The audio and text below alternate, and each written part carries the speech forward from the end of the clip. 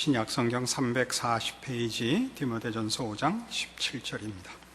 잘 다스리는 장로들을 배나 존경할 자로 알되 말씀과 가르침에 수고하는 이들을 더할 것이니라.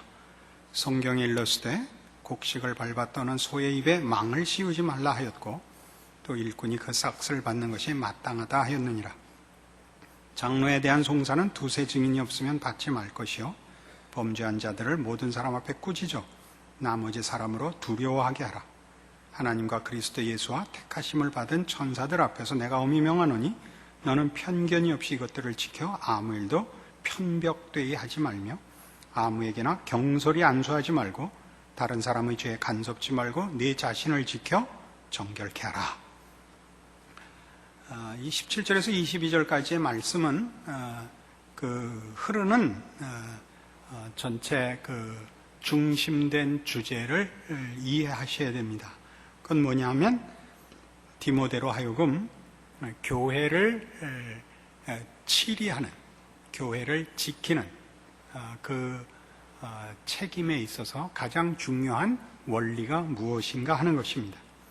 그건 뭐냐 하면 하나님께서 세운 교회의 복된 것을 지키기 위하여 하나님이 하나님의 종들을 세우며 그 종들을 통하여 신앙의 모범과 신앙의 교훈을 유익을 얻게 한다는 사실을 기억하고, 그래서 모범이 되지 않거나 혹은 신앙적인 유익에 방해가 되는 일이 있는 것은 분명하게 교회 앞에 지적하여 모든 교우들로 하여금 신앙에 정진토록 해라, 이 얘기입니다.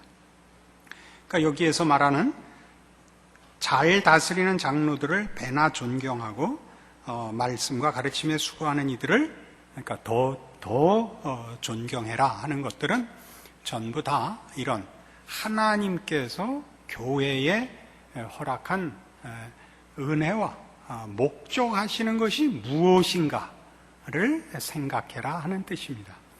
그래서 하나님이 교회 안에 말하자면 목사를 세우며 장로를 세우며 집사를 세우며 하는 것들은 하나님이 결국 우리에게 어디까지 신앙을 요구하시고 복을 주시기를 원하고, 그리고 우리에게 허락하고 또 요구하시는 신앙의 아름다움과 영광이 무엇인가가 드러나서 모든 교우들이 말하자면 완성되고 영광스러운 신앙의 경지에 가게 하려고 교회를 세웠다는 걸 잊지 말고 교회를 목회해라 하는 것이 이제 중심된 주제입니다.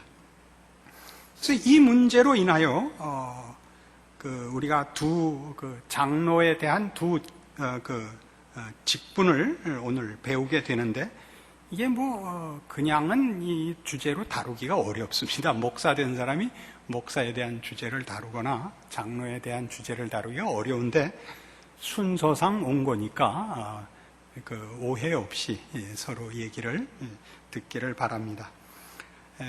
목사를 포함하여 장로까지 다 장로라고 합니다. 우리 장로교 헌법입니다. 그 중에 이제 가르치는 일에 전념케 하기 위하여 설교하고 가르치는 목사를 이제 구별하는 겁니다. 그래서 이제 목사라는 직분이 생겼는데, 목사는 일반 장로와 같이 장로입니다. 가르치는, 설교하는 장로입니다. 이 일을 위하여 목사는 다른 생업에 종사할 수 없기 때문에 교회가 생활비를 책임지고 목사를 세운, 그리하여 교회에 유익을 주려는 하나님의 뜻을 이해하여 잘 섬겨라, 그렇게 얘기하는 겁니다. 저를 잘 섬겨라는 뜻은 아닙니다. 그래서 여기 무슨 얘기가 나오냐면 18절에 보는 바와 같이 성경에 일렀으되 곡식을 밟아 떠는 소의 입에 망을 씌우지 말라 하였고 또 일꾼이 그 싹을 받는 것이 마땅하다 하였느니라 라는 예를 들죠. 이 내용은 고린도전서 9장에 훨씬 자세히 설명되어 있는데 한번 찾아가 볼 필요가 있습니다. 고린도전서 9장입니다. 273페이지 신약성경 고린도전서 9장 1절입니다. 내가 자유자가 아니냐, 사도가 아니냐, 예수 우리 주를 보지 못하였느냐, 주 안에서 행한 나의 일이 너희가 아니냐. 다른 사람들에게는 내가 사도가 아닐지라도 너희에게는 사도니 나의 사도됨을 주 안에서 인친 것이 너희라.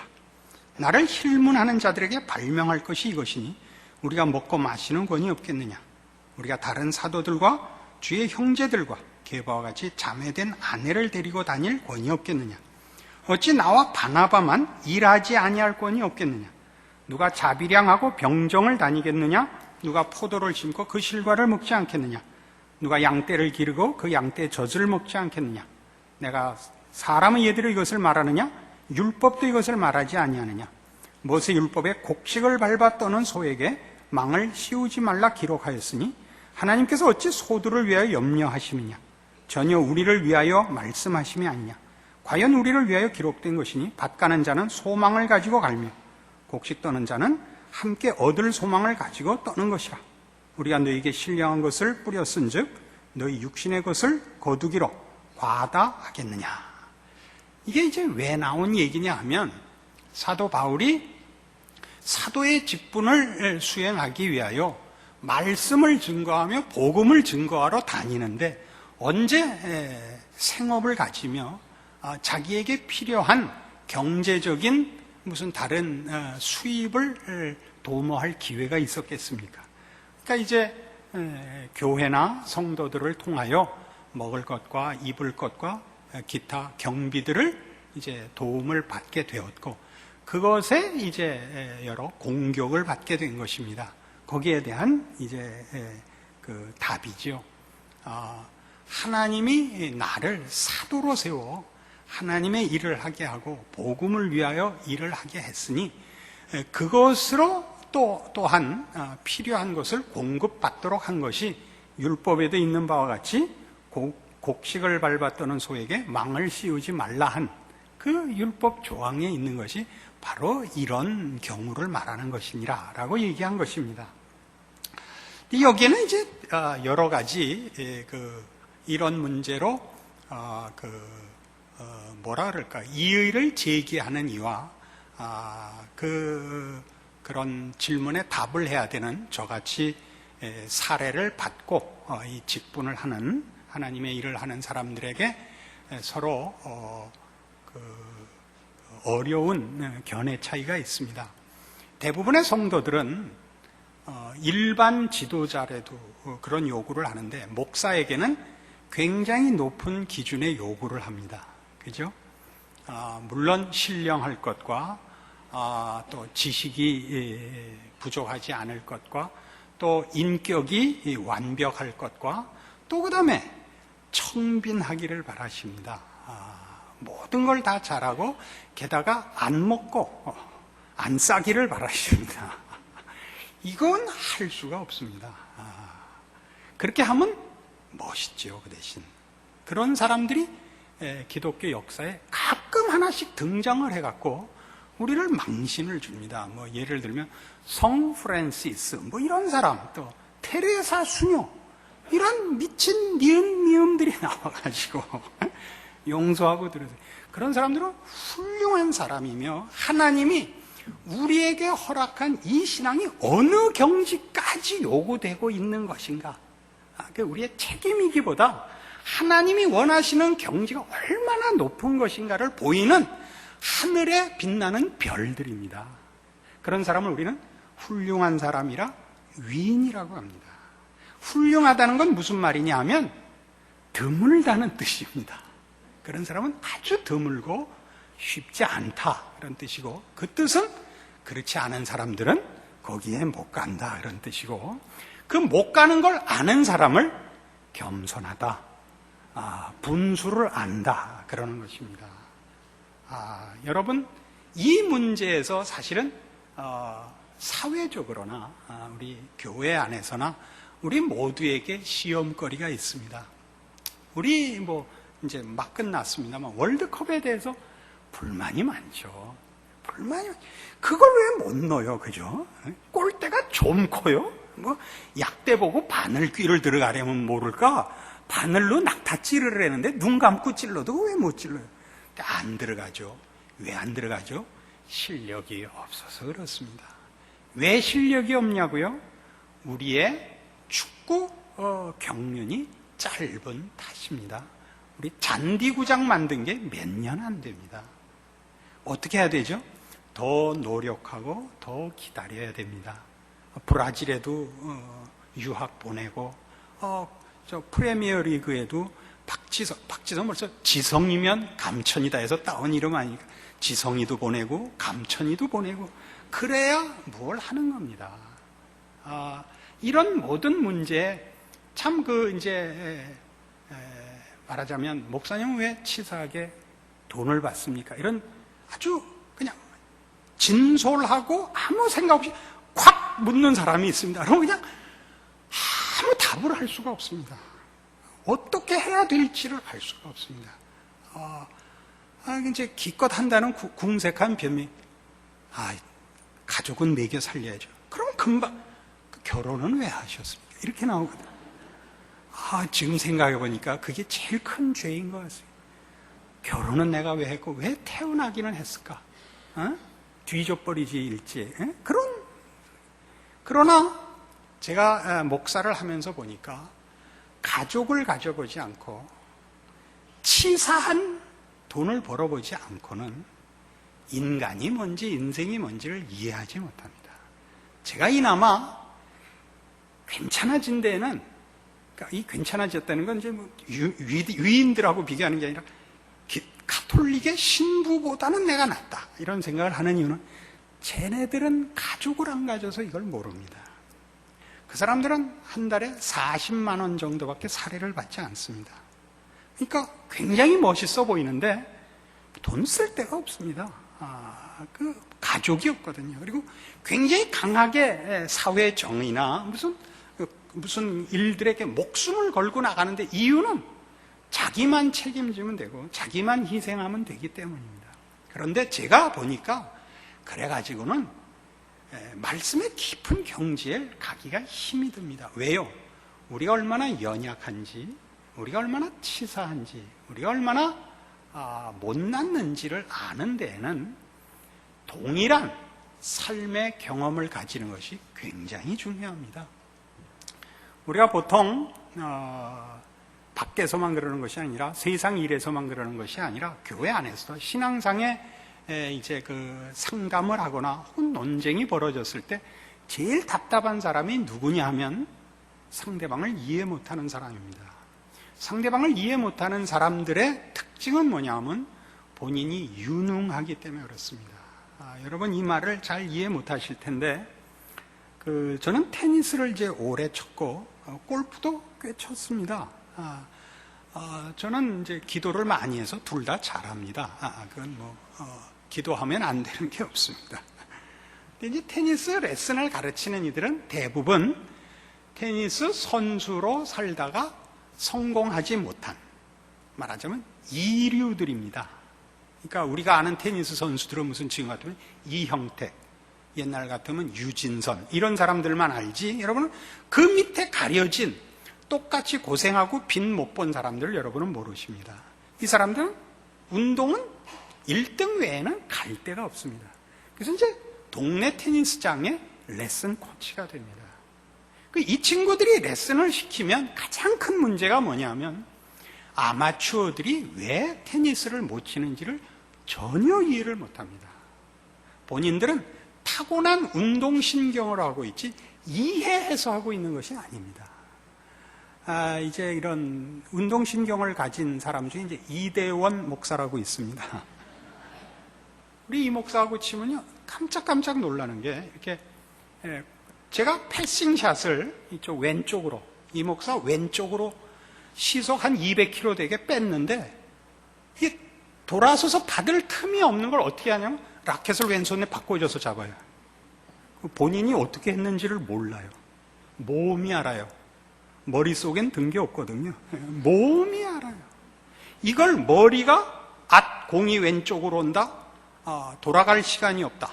그러므로 라켓을 바꿔 잡아라. 이렇게 하면 공은 벌써 펜스에 쳐박힌 다음입니다. 그러니까 레슨 코치들이 아마추어들 보고 뭘 못하는지를 몰라서 밤낮 왜 못하냐고 지랄을 떨어요. 왜 못하냐고. 참 환장한 일이에요. 여러분, 신앙생활을 하고 인생을 살면서 여러분들이 저지르는 최고의 실수가 뭔지 아세요? 상대방을 이해 못할 뿐만 아니라 자기가 이해 못하기 때문에 상대방이 틀렸다고 악쓰는 겁니다. 그건 뭐하고 똑같으냐? 너 왜 못생겼냐 그러는 겁니다. 못생긴 사람 보고 왜 못생겼냐 그러면 어떡하란 말이에요. 그러면 내가 못생겼다는 걸 내가 이해하면 잘생겨져요. 너 왜 무식하냐? 이건 얘기하면 안 된다니까. 왜요? 무식한 걸 이해하면 똑똑해지냐고요. 그건 안 됩니다. 여러분이 상대방이 답답하게 느껴지고 상대방이 못생긴 게 느껴지면 여러분은 잘생긴 것이요, 여러분은 유능하신 겁니다. 그럼 여러분의 유능함과 여러분의 잘생긴 것을 감사해서 못생긴 사람을 도울 생각을 하셔야 됩니다. 그렇게들 못하시죠. 우리는 지금 말하는 우리는 이 목사들입니다. 목사의 입장에서는 그가 유능하고 그가 형통해서 큰 일을 하는 일에 쓰임을 받는 목사가 있습니다.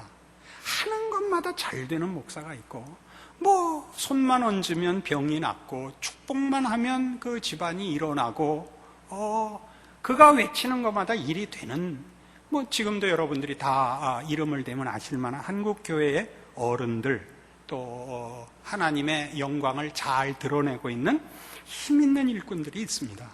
그러나 하나님은 동시에 우리가 얼마나 못났는가, 우리가 얼마나 연약한가, 우리가 얼마나 많이 울어야 되는가에도 하나님의 일꾼을 배치해 놓으셨습니다. 저는 그쪽에 배치되어 있는 것 같습니다. 저는 저 자신 때문에 제 평생을 늘 고민하며 절망하며 살고 있는 목사입니다.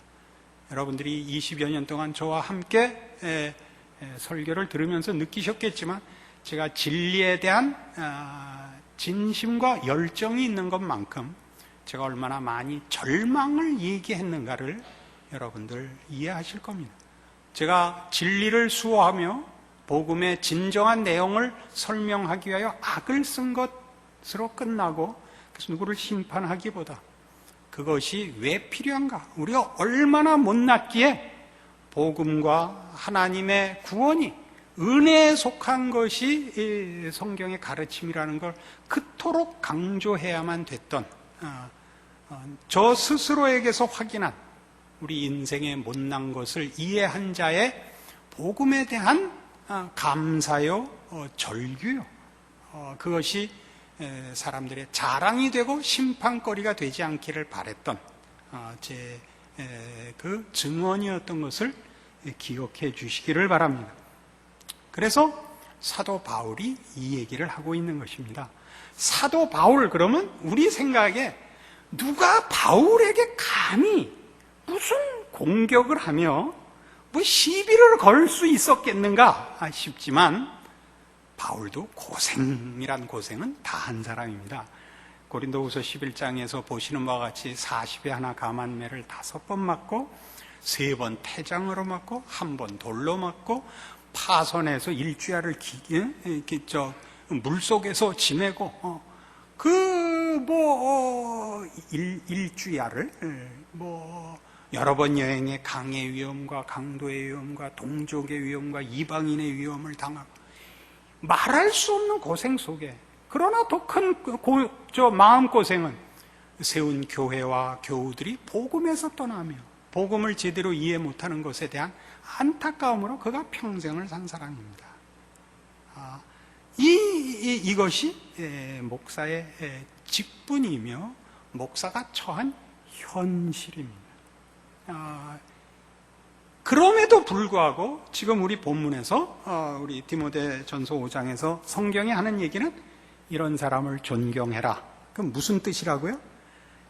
하나님이 어디까지 우리를 요구하시며 복주려 하시며 목표하고 계신가? 라는 차원에서 목사를 세운 이유와 목사를 통하여 가르치는 내용들을 생각해서 이것을, 이런 일을 맡은 사람을 존경하라는 게 그 개인에 관한 보상의 문제가 아니라 교회를 세우시고 교회에 이런 목사를 세워 하나님이 주시는 말씀들이 가지는 하나님의 약속과 그 목적과 의지를 기억하여 너희는 바로 이런 직분을 세워 이 말씀을 증언케 하는 그 하나님의 부르심을 받은 자녀라는 사실로 인하여 저들을 존경하며 너희들의 하나님의 자녀된 것을 감사해라. 이렇게 나가는 것입니다. 이제 또 하나 우리가 생각해야 되는 것은 여기 처음에 나오는 이 다스리는 장로들입니다. 우리 일반 교회에서 투표하여 하나님이 세우시는 장로들입니다. 이 장로를 여기 다스리는 장로라고 얘기하고 있습니다. 이 다스리는 장로라는 것은 이렇게 무슨 정치적인 통치라는 개념이 아니고 돌아본다는 개념입니다. 돌아본다. 그러니까 디모데전서 3장에 가시면 이렇게 나왔죠. 디모데전서 3장 1절부터 보죠. 미쁘다 이 말이요 사람이 감독의 직분을 얻으려면 선한 일을 사모한다 함이로다. 그러므로 감독은 책망할 것이 없으며 한 아내의 남편이 되며 절제하며 근신하며 아담하며 나그네를 대접하며 가르치기를 잘하며 술을 즐기지 아니하며 구타하지 아니하며 오직 관용하며 다투지 아니하며 돈을 사랑치 아니하며 자기 집을 잘 다스려, 이겁니다. 자기 집을 잘 다스려 자녀들로 모든 단정함으로 복종케 하는 자라야 할지라 하는 겁니다. 가정을 다스린다는 것은 무슨 군대의 상급자라든가 무슨 조직에서 윗계급이라는 개념이 아닙니다. 보호자며 부모며 하는 의미에서 다스리는 장로라고 합니다. 그러니까 이 장로들을 세우는 이유는 뭐냐 하면 이제 아까 목사를 세운 것과 마찬가지로 하나님이 교회 안에 장로를 세운다, 어른을 세운다는 것은 하나님이 교회에 복을 주기 위하여 하나님의 손길을 풍성하게 한다는 개념입니다. 저는 그래서 장로를 많이 세우는 주의입니다. 교회마다 그 장로 세우는 일에 이유들이 뭐 여러 가지 특징들과 초점이 다 있습니다만은 저는 이런 개념에서 장로를 많이 세우는 것을 원합니다. 하나님께서 무한히 베푸시려는 그의 은혜와 사랑과 복주심의 손길로서 하나님의 일꾼들을 세우는 겁니다. 그러니까 장로가 많다는 것은 하나님께서 베푸시는 손길이 더 많다라는 뜻입니다. 그러나 이제 한국이라는 사회의 전체적인 민도의 낮음으로 인해서 장로가 되면 저희 교회 얘기하려는 거 아닙니다. 처음에도 분명히 얘기했듯이 이제 나와서 하는 겁니다. 한국교회 전체 분위기인데 이것이 자꾸 계급화됩니다. 장로가 계급이 되면 그것이 말하자면 고급한 지위라고 생각을 하면 자기의 직분을 확인하는 것을 민도가 낮으면 거부권을 행사하는 데 씁니다. 거부권을 행사한다는 것은 내가 안 된다면 안 돼, 이겁니다. 그러니까 이제 정치도 할 줄 모르면 자기가 가진 권력으로 복수부터 하죠. 모든 이제 직분이 가지는 권세는 그 직분이 져야 하는 책임 때문에 허락되어 있는 겁니다. 대통령에게 그 많은 권력이 주어지는 이유는 대통령이 져야 하는 책임이 그토록 많은 탓에 그 권리를 주는 것입니다. 그러나 못난 자는 그 자리가 가지는 권리부터 생각을 하는 것이고, 제대로 된 사람은 그 권리가 주어진 이유를 생각하는 것입니다. 그러니까 교회 안에서 장로로 서면 장로는 장로가 되는 순간부터 뭘 해야 되냐면 그는 교회의 최고의 종이 되어야 합니다. 그러니까 장로가 되면 무슨 일에든지 져야 됩니다. 무슨 일에든지 장로는 져야 됩니다. 무엇에서만 양보하지 못하고 타협하지 못하느냐면 진리를 지키는 문제에서만은 장로가 목숨을 걸고 큰 소리를 쳐야 합니다.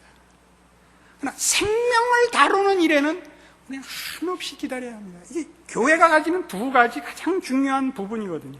진리를 수호하는 일과 생명을 키우는 일. 그러니까 생명을 키우는 일에서는 우리는 한없이 기다려야 하고 한없이 져야 하고, 진리를 지키는 문제에서는 한 발의 양보도, 한 걸음의 양보도 할 수가 없습니다. 이것이 잘 다스리는 장로입니다. 그리하여 하나님이 장로를 세워 모든 교우들에게 주려는 유익들, 신앙상의 가장 고급한 자리로의 권면과 모범과 격려와 용서와 인내와 기다려줌이 잘 다스리는 장로라는 말 속에 담겨있는 큰 내용입니다. 이것은 따지고 보면 목사다 장로다의 얘기보다 더 크게 모든 하나님이 부른 그의 백성들 앞에 하나님이 교회를 세워 교회 안에서 하나님이 부른 영혼들을 어디로 끌고 가려고 하고 어디까지 끌고 가려고 하는가를 우리에게 가르치고 있는 것입니다. 이런 문제에서 교회라는 어쨌든 하나의 공동체가 그 목적하는 바를 위해서 어쨌든 조직을 가지며 어떤 필요한 프로그램들을 가질 수 있습니다. 그렇죠?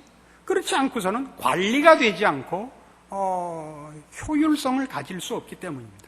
그러면 전체로 얘기해서 여러분 모두가, 교인 모두가 이 문제를 놓고 목사니 장로니 하는 그 어떤 직분자에 관한 얘기가 아니라 교회 안에 가지는 하나님의 궁극적인 목적과 하나님이 요구하시는 신자들에게 요구하는 신앙의 대원칙을 이제 생각해 보자면, 우리 모두가 경계해야 될 것이 무엇이냐면 끊임없이 한순간도 중단치 않고 일하시며 간섭하시는 하나님의 손길과 인도하심에 우리가 제대로 반응하고 있느냐 하는 것이 교인 전체들이 이제 생각해야 될 대결론이 되는 것입니다. 이 문제를 위해서 이사야 58장을 찾아보십시다. 구약성경 1037페이지입니다.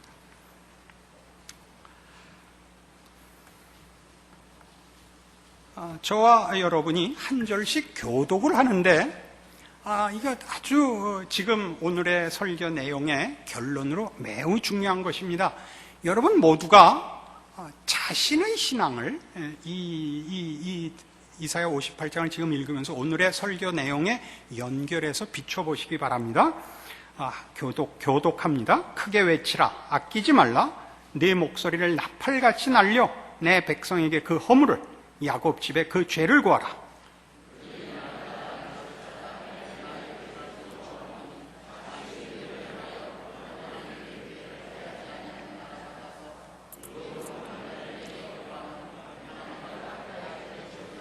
이르기를 우리가 금식하되 주께서 보지 아니하심은 어찌 미오며 우리가 마음을 괴롭게 하되 주께서 알아주지 아니하심은 어찌 미니까 하느니라. 보라, 너희가 금식하는 날에 오락을 찾아 얻으며 온갖 일을 시키는도다.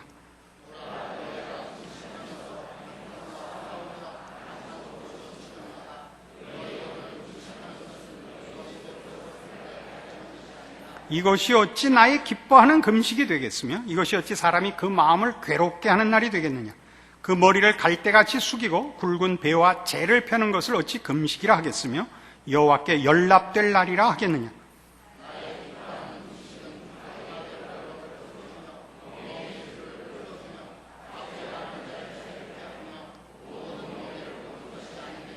또 줄인 자에게 네 식물을 나눠주며 유리하는 빈민을 네 집에 들이며 벗은 자를 보면 입히며 또 네 골육을 피하여 스스로 숨지 아니하는 것이 아니겠느냐.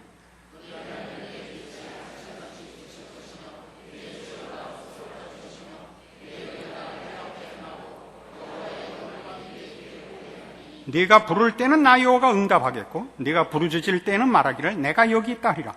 만일 내가 너희 중에서 멍에와 손가락질과 허망한 말을 제하여 버리고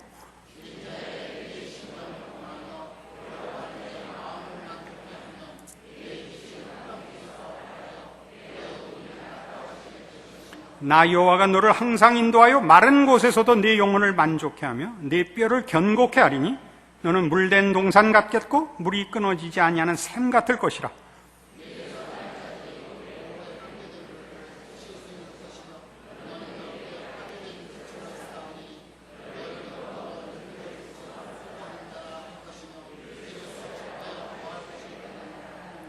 만일 안식일에 네 발을 금하여 내 성일에 오락을 행치 아니하고 안식일을 일컬어 즐거운 날이라 여호와의 성일을 존귀한 날이라 하여 이를 존귀히 여기고 네 길로 행치 아니하면 네 오락을 굳지 아니하면 사사로운 말을 하지 아니하면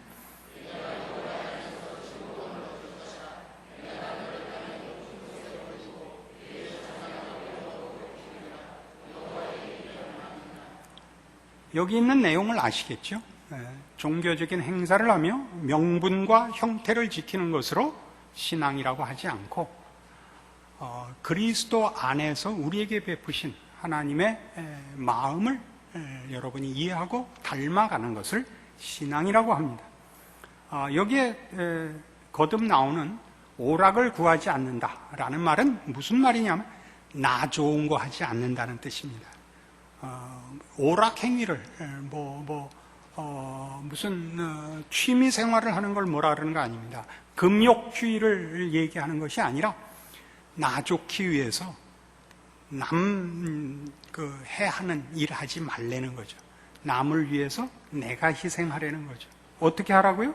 6절에 있는 바와 같이 나의 기뻐하는 그 음식은 흉악의 결박을 풀어주며 멍에의 줄을 끌어주며 압제당하는 자를 자유케 하며 모든 멍에를 꺾는 것. 주께서 십자가를 지신 이유죠. 10절에 있죠. 줄인 자에게 네 심정을 동하며 괴로워하는 자의 마음을 만족해 하는 것. 또 우리가 가지는 그 죄성들을 극복하는 것. 그래야 그리스도를 닮는 것. 이것이 교회에 요구하는 하나님의 목적이요. 우리를 부르신 이유입니다. 9절에도 있는 바와 같이 하반절에 네가 너희 중에서 멍에와 손가락질과 허망한 말을 제하여 버리고 이런 것들 참 어려운 겁니다. 이 싸움들을 하셔야 됩니다. 이걸 위하여 하나님이 교회에 하나님의 직분자들을 세워 이 일에 모델을 삼으십니다. 우리는 보이는 말하자면 하나님의 목표를 가질 그 책임과 또 권리가 있습니다. 그리고 여러분들이 그런 하나님의 모델이 되어 쓰임 받도록 또 사모하셔야 됩니다. 우리의 싸움이 무엇인지 모두 이해하시고 하나님이 교회 안에 얼마나 많은 것들로 주시기를 원하고 계시는가 하는 차원에서 각자의 신앙을 돌아보시고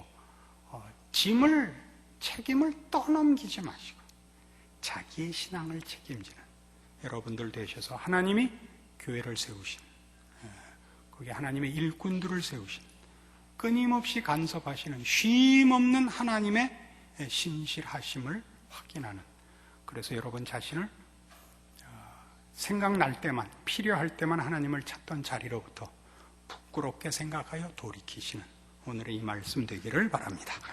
기도하십시다. 하나님 아버지 은혜를 감사합니다. 하나님께서 그 아들을 보내시기까지 우리를 사랑하신 것과 그 아들 안에서 주무시지도 않고 졸지도 않고 우리 우편에 그늘이 되시는 것을 믿습니다. 우리가 잊고 있는 어느 순간에도 하나님은 우리와 함께 하시며 우리의 유익, 아니 우리의 승리, 우리의 영광을 지키고 계심을 믿습니다. 이런 차원에서 우리의 인생과 우리의 교회와 우리의 자신을 돌아보는 오늘의 말씀이 되어 하나님의 복주심과 신실하심 앞에 항복하고 순종하는 믿음의 결단이 있는 오늘의 이 말씀 되게 하사 주의 백성들로 주를 모시고 사는 신자된 인생의 감격과 자랑과 주의 영광을 드러내는 삶을 살도록 복 주시옵소서. 예수님 이름으로 기도합니다. 아멘.